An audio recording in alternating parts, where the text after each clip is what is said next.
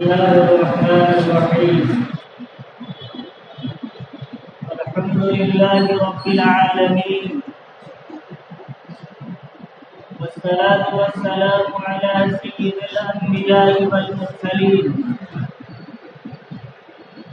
محمد وآله وأصحابه أجمعين. أما بعد، فأعوذ بالله من الشيطان الرجيم.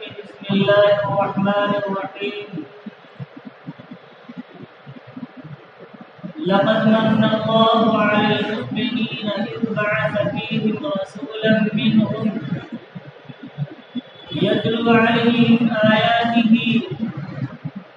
ويزكيهم ويعلمهم الكتاب والحكمة وإن كانوا من قبل لفي ضلال مبين.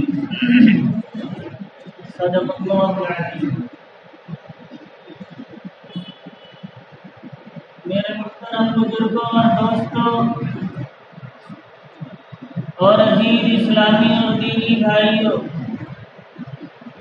آپ حضرات کے سامنے سورہ آل عمران کی آیت نمبر 164 تلاوت کی گئی ہے.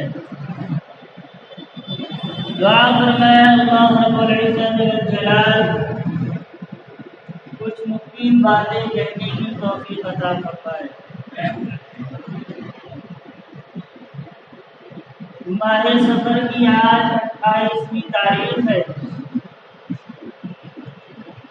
ایک دو دن کے بعد ربیع الاول کا مہینہ شروع ہونے والا ہے. ربیع کہتے ہیں موسم بہار. اس مہینے کے اندر وہ انسانیت جو خزاں کی شکار تھی اس کے اوپر موسم بہار آیا. اس مہینے میں تمام محدثین کرام کا اتفاق ہے کہ ربیع الاول کے مہینے میں سرور کائنات سید ولد آدم سید المرسلین خاتم الانبیاء شفیع المذنبین سید اخلاق صاحب الاولاد احمد المصطفیٰ جناب محمد رسول اللہ صلی اللہ علیہ وسلم کی ولادت باسعادت ہوئی. سارے علماء کا اس پر اتفاق ہے کہ ربیع الاول کے مہینے میں. البتہ تاریخ کے سلسلے میں کچھ اختلاف پایا جاتا ہے. صحیح قول 8 ربیع الاول کا ہے، لیکن مشہور یہ ہے کہ رسول اکرم صلی اللہ علیہ وسلم کی ولادت 12 ربیع الاول بروز دوشنبہ 20 یا 22 اپریل 571 عیسوی یکم جیٹ 628 وکرمی صبح صادق کے وقت.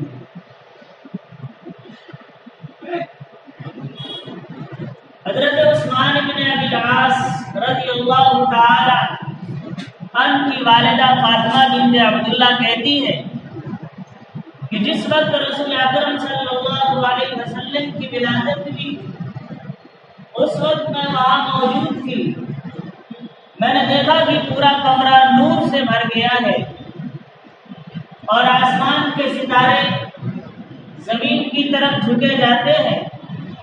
ایسا لگ رہا تھا کہ آسمان کے ستارے میرے اوپر گر جائیں گے. حضرت عرباض بن ساریہ رضی اللہ تعالی عنہ رسول اکرم صلی اللہ علیہ وسلم کی والدہ محترمہ حضرت آمنہ کا قول نقل کرتے ہیں کہ حضرت آمنہ فرماتی ہے کہ جس وقت آپ صلی اللہ علیہ وسلم کی پیدائش ہوئی مجھے شام کے محلات دکھلائے. اور ایک روایت میں یہ ہے کہ بصرہ کا محل دکھلایا گیا۔ علماء کرام یہاں ایک نقطہ لکھتے ہیں کہ حضرت فاطمہ بن عبداللہ نے کہا تھا کہ جب آپ صلی اللہ علیہ وسلم کی ولادت ہوئی تو میں نے دیکھا کہ آسمان کے ستارے زمین پر گرنا چاہتے ہیں۔ تو علماء نے یہاں ایک نقطہ لکھا ہے کہ اس کا مطلب یہ ہے کہ زمین کے اوپر جو کفر و شرک کی تاریکی اور گمراہی پھیلی ہوئی ہے، اس بچے کے ذریعے سے انوار نبوت اور انوار ہدایت عام ہوں گے اور دنیا کے اندر ہدایت کی روشنی پھیلے گی۔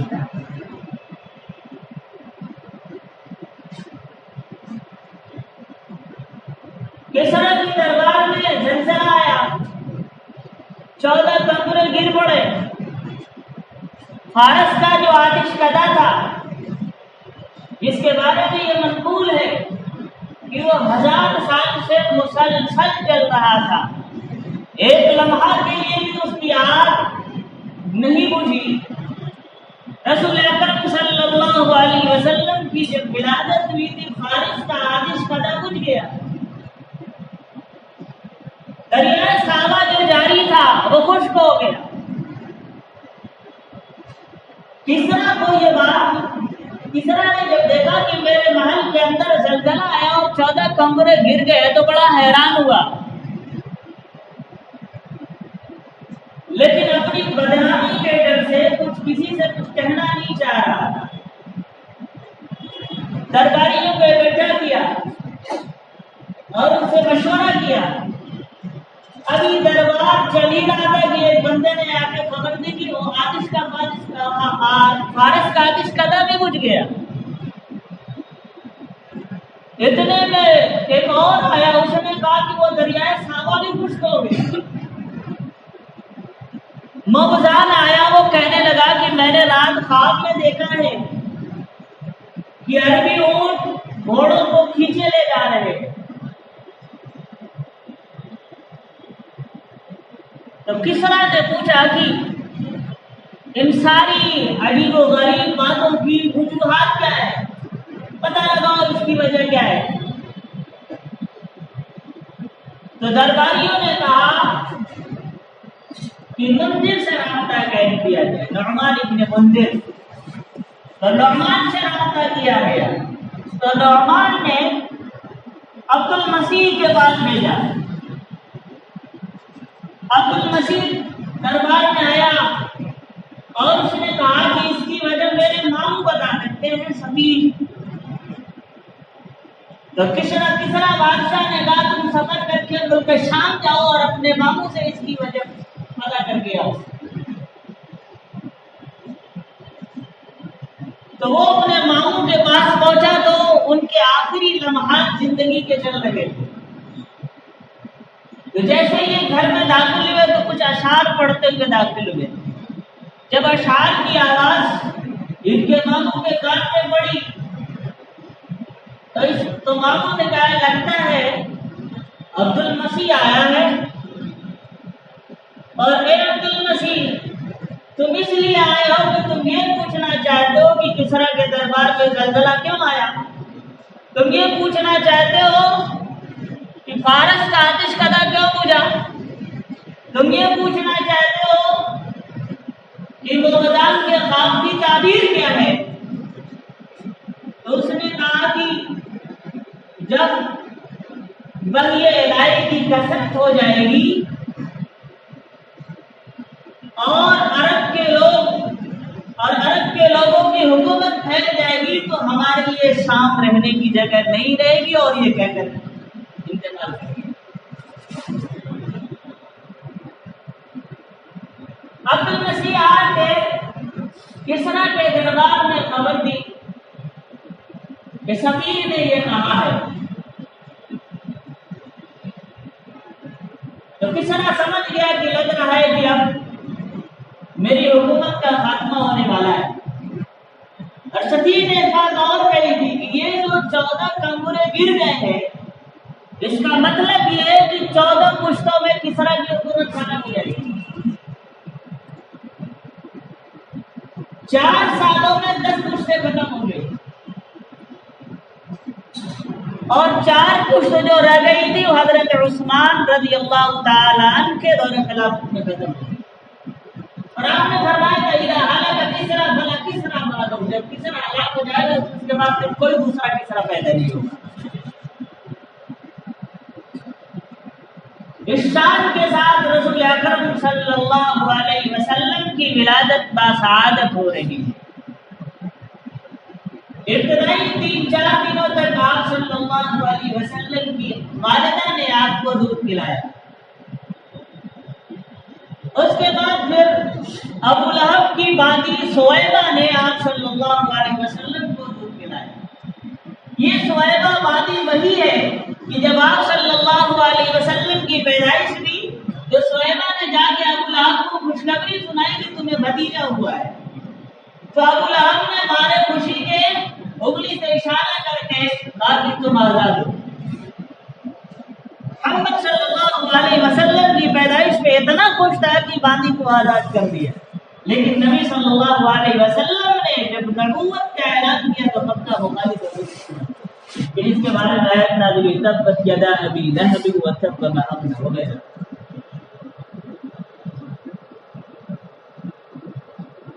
امام بخاری رحمۃ اللہ علیہ نے ایک روایت نقل کی ہے کہ حضرت عباس رضی اللہ تعالی عنہ نے ابو لہب کے انتقال کے 1 سال بعد آپ نے دیکھا کہ ابو لہب یہ کہہ رہا ہے کہ جب سے میرا انتقال ہوا میں نے آج تک کبھی کوئی خوشی نہیں دیکھی، برابر میں جہنم میں جل رہا ہوں، بس مجھے اتنا مجھے آرام ہے کہ انگلی کے سرے کے برابر مجھے پانی عطا کر دیا جاتا ہے. محدثین لکھتے ہیں کہ چونکہ اس نے انگلی کا اشارہ کر کے حضرت سویبہ کو آزاد کیا تھا، اس وجہ سے تھوڑا سا اس کو جہنم میں پانی دے دیا. عرب کا یہ دستور تھا کہ عرب کے سردار اور شرفا اپنی اولاد کو دودھ پلانے کے لیے دیہاتوں میں بھیج دیا کرتے، کیونکہ دیہات کی آب و ہوا صاف ہوتی ہے، وہاں نشو و نما اچھی ہوتی ہے. اس لیے عرب کے شرفا دیہات سے اپنی اولادوں کو بھیج دیا کرتے تھے تاکہ جو عرب کا اصلی تمدن ہے اس سے وہ آشنا ہو جائے. اسی لیے قبیلے بنو سعد کی عورتیں مکہ المکرمہ میں آیا کرتی تھی اور بچوں کو لے کر جاتی تھی دودھ پلانے کے لیے. اسی قبیلے بنو سعد میں ایک عورت ہے جن کا نام ہے حلیمہ بنت ابی ذؤیب، ان کے شوہر کا نام حارث بن عبداللہ، ان کی کنیت ابو کبشہ. حلیمہ سعدیہ قافلہ کے ساتھ مکہ المکرمہ آ رہی ہے، گدھی پر سوار ہے. گدھی انتہائی کمزور اور ناتواں ہے، گھوڑے بار بار کے کسی طریقے سے چل رہی ہے اور کسی طریقے سے حلیمہ سعدیہ مکہ المکرمہ پہنچی. جتنی عورتیں آئی تھی ہر عورت کے سامنے محمد رسول اللہ صلی اللہ علیہ وسلم کو پیش کیا گیا، لیکن ساری عورتوں نے رد کر دیا اس لیے کہ یہ بچہ یتیم ہے، ہم کو حق البیرت میں کیا ملے. یتیمی کا درد وہ جانتا ہے کہ یتیم ہو. جن کے والدین زندہ ہیں انہیں شکر گزار ہونا چاہیے کہ ان کے والدین، ان کا سایہ ابھی آپ کے سروں پہ موجود ہے. جن کے والدین دنیا سے چلے گئے ان سے پوچھئے کہ والدین کیا چیز. رسول اللہ صلی اللہ علیہ وسلم کو ساری عورتوں پہ پیش کر دیا گیا، لیکن ہر ایک نے اس لیے رد کر دیا کہ یہ بچہ یتیم ہے، اس کا باپ عبداللہ پیدا ہونے سے پہلے ہی دنیا سے گزر گیا، اور اس کی ہسٹری مجھے نہ دے گا. ساری عورتوں کو کوئی نہ کوئی بچہ مل گیا، لیکن حلیمہ سعدیہ کو کوئی بچہ نہیں ملا. تو انہوں نے اپنے شوہر سے کہا واللہ لأذهبن إلى ذلك اليتيم، میں اس یتیم بچے کے پاس ضرور جاؤں گی، ولآخذن، اور اس میں بچوں کو ضرور لوں گی. تو شوہر نے کہا فلا علیک عسى الله ان يجعلنا فيه برکۃ، کوئی عرض نہیں ہے، اسی یتیم بچے کو لے لو، ہو سکتا ہے کہ اللہ رب العزت والجلال اسی کے طفیل ہمیں برکت سے نواز دے۔ حضرت حلیمہ سعدیہ رضی اللہ تعالی عنہا بچے کو لیتی ہے اور اپنے سینے سے لگاتی ہے۔ حضرت حلیمہ کا بیان ہے کہ میری چھاتی میں دودھ نہیں ہوتا تھا، میرا بچہ بلک بلک کر روتا تھا، رات میں نہ خود سوتا تھا نہ ہمیں سونے دیا تھا۔ جیسے ہی میں نے اپنی گود میں اس یتیم بچے کو لیا، میرا سینہ دودھ سے بھر گیا۔ میں نے اس بچے کو بھی پلایا اور اپنے بچے کو بھی پلایا، دونوں شکم سیر ہوئے اور پوری رات سوئے، ہم دونوں بھی پوری رات آرام سے سوئے۔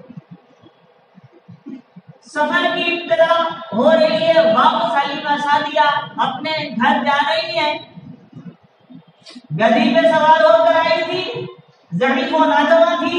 اب حلیمہ سعدیہ اس بچے کو لے کر اس گدھی پر سوار ہو رہی ہے، کہتی ہے کہ پہلے یہ گدھی سب سے پیچھے رہا کرتی تھی، اب یہ سب سے آگے ہو رہی ہے۔ وہ جو ساتھ میں عورتیں تھی وہ کہتی تھی حلیمہ الیست ذالک عطانک، کیا یہ تیری وہی گدھی نہیں ہے الذی کنت خرجت علیہا، جس پر تجھے سوار ہو کر آئی تھی؟ تو حضرت حلیمہ سعدیہ کہتی ہیں گدھی تو وہی ہے لیکن سوار بدل گیا ہے۔ اب اس سوار کی برکت ہے کہ یہ گدھی کی رفتار کہنے سے بہت زیادہ ہو چکی ہے۔ حضرت حلیمہ سعدیہ واقعہ بڑا تفصیلی ہے، ساری باتوں کا ذکر نہیں کیا جا سکتا۔ حضرت حلیمہ سعدیہ کہتی ہے میں گھر لے کر آئی،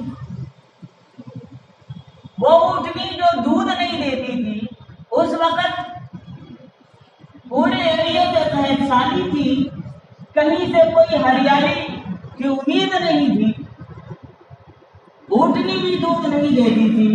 حارث اونٹنی کا دودھ دینے کے لیے گئے تو بھرپور دودھ دے رہی ہے۔ آپ لوگوں کی بکریاں چراگاہ میں جاتی چل کر واپس آتی تو ان کے تھنوں میں دودھ نہیں ہوتا، لیکن حلیمہ سعدیہ کی بکریاں جب چل کر واپس آتی تو ان کے تھنوں میں بھرپور دودھ ہوا کرتا۔ حضرت حلیمہ سعدیہ کہتی ہیں کہ میرے آس پاس کی عورتیں کہتی تھی اپنے چرواہوں سے کہ تم وہی بکریاں چرایا کرو جہاں حلیمہ کی بکریاں چرتی ہے، تاکہ جیسے اس کی بکریوں کے تھنوں میں دودھ ہوتا ہے ہماری بکریوں کے تھنوں میں بھی دودھ ہوتا ہے۔ لیکن انہیں کیا پتا کہ یہ برکت کسی اور کی، یہ برکت گھاس کی نہیں ہے، یہ برکت اللہ رب العزت والجلال کی طرف سے ڈالی گئی برکت ہے۔ 2 سال تک حلیمہ سعدیہ نے رسول اللہ صلی اللہ علیہ وسلم کو دودھ پلایا۔ اسی درمیان شق صدر کا واقعہ پیش آیا کہ آپ کے سینے مبارک کو چاک کیا گیا، جبریل امین تشریف لائے، آپ کے سینے مبارک کو چاک کیا، دل نکالا، دل کے اندر سے کچھ مادہ نکالا اور کہا یہ شیطان کا اثر ہے، اس کو نکال کر پھینک دیا اور پھر دل کو دوبارہ اسی جگہ پہ رکھ کے سیٹ کر دیا۔ جب اس واقعے کی خبر حلیمہ سعدیہ کو ہوئی تو بڑی گھبرائی اور پھر آپ صلی اللہ علیہ وسلم کو لے کر حضرت آمنہ کے پاس تشریف لائیں کہ دودھ کی مدت پوری ہو گئی ہے، اب آپ اپنے بچے کو اپنے پاس۔ حضرت آمنہ کے دل میں اشتیاق ہوا کہ میرے شوہر جن کا انتقال ہوا ہے ان کی قبر مدینہ منورہ میں ہے، زیارت کے لیے کیوں نہ سفر کیا ہے۔ چنانچہ حضرت آمنہ اپنے لخت جگر محمد رسول اللہ صلی اللہ علیہ وسلم ام ایمن اپنی ماں کو لے کر مدینے کا راستے سفر باندھتی ہے، مدینے میں جا کر 1 مہینہ قیام کرتی ہے۔ وہاں قیام کرنے کے بعد جب مکہ المکرمہ کے پاس واپس آتی ہے اور جب مقام ابوا پر پہنچتی ہے تو اس وقت رسول اللہ صلی اللہ علیہ وسلم کی والد محترمہ کی طبیعت بگڑنے لگتی ہے اور مقام ابوا ہے، پہاڑوں کا علاقہ ہے، پتھریلا علاقہ ہے، سیاہ پہاڑ ہے اور نوکیلے پتھر ہیں، ایسی جگہ پہ رسول اللہ صلی اللہ علیہ وسلم کی والدہ محترمہ حضرت آمنہ کا انتقال ہوا۔ ذرا سوچیے کہ 6 سال کا بچہ ہے، باپ پہلے گزر چکا ہے، ماں ایک آخری سہارا تھی، وہی سب کچھ تھی، وہی باپ تھی، وہی ماں تھی، وہی بھائی تھی، وہی بہن تھی، وہی سب کچھ تھی۔ اور ایسے علاقے میں 6 سال کا بچہ ہے، وہاں کوئی نہیں، سفر کی تنہائی ہے، صحرے کی وحشتناکی ہے، ایسی جگہ میں رسول اللہ صلی اللہ علیہ وسلم کی والدہ محترمہ کا انتقال ہو جاتا ہے۔ حضرت ام ایمن رسول اللہ صلی اللہ علیہ وسلم کو لے کر واپس مکہ المکرمہ آتی ہے، اور پھر حضرت رسول اکرم صلی اللہ علیہ وسلم اپنے دادا عبد المطلب کی پرورش میں رہتے ہیں۔ عبد المطلب رسول اکرم صلی اللہ علیہ وسلم سے بے انتہا محبت فرمایا کرتے ہیں، بلکہ اپنی اولادوں سے بھی زیادہ رسول اللہ صلی اللہ علیہ وسلم سے محبت کیا کرتے ہیں۔ خانہ کعبہ کے پاس عبد المطلب کے لیے چادر بچھائی جاتی، تو جتنے لوگ آتے ہیں وہ چادر کے ارد گرد بیٹھا کرتے تھے، خود حضرت عبد المطلب کے لڑکے ارد گرد بیٹھا کرتے، لیکن جب آپ صلی اللہ علیہ وسلم آتے تو آپ سیدھے چادر پہ جا کر بیٹھ جاتے۔ عبد المطلب کے لڑکے یعنی آپ صلی اللہ علیہ وسلم کے چچا آپ صلی اللہ علیہ وسلم کو کھینچنا چاہتے، تو عبد المطلب کہتے نہیں، اسے رہنے دو، اس کی شان ہی نرالی ہے، اس لیے میرے پاس ہے۔ 8 سال 2 مہینہ 10 دن کی عمر ہوتی ہے کہ دادا کا انتقال ہے۔ والد گئے، والدہ گئی، ایک آخری سہارا دادا ہوتا ہے، دادا بھی دنیا سے رخصت ہو گئے۔ جتنے ظاہری سہارے تھے اللہ رب العزت نے ختم کر دیے، تاکہ دنیا میں کوئی یہ نہ کہہ سکے کہ محمد کی تربیت میں نے کی۔ اللہ رب العزت براہ راست رسول اکرم صلی اللہ علیہ وسلم کی تربیت کر رہا ہے، اسی لیے آپ صلی اللہ علیہ وسلم نے فرمایا ادبنی ربی فاحسن تادیبی، اللہ نے میری تربیت کی اور کیا خوب تربیت کی۔ علمنی ربی فاحسن تعلیمی، اللہ رب العزت نے مجھے علم سکھلایا اور کیا خوب علم۔ دادا کا انتقال ہو جاتا ہے، اب آگے چچا کی پرورش میں جاتے ہیں، وقت ہو چکا ہے، انشاءاللہ پھر بیان کیا جائے گا۔ اللہ رب العزت والجلال ہمیں نبی صلی اللہ علیہ وسلم سے محبت کرنے اور ان کی بیعت کرنے کی توفیق عطا فرمائے۔ وآخر دعوانا الحمد للہ رب العالمین۔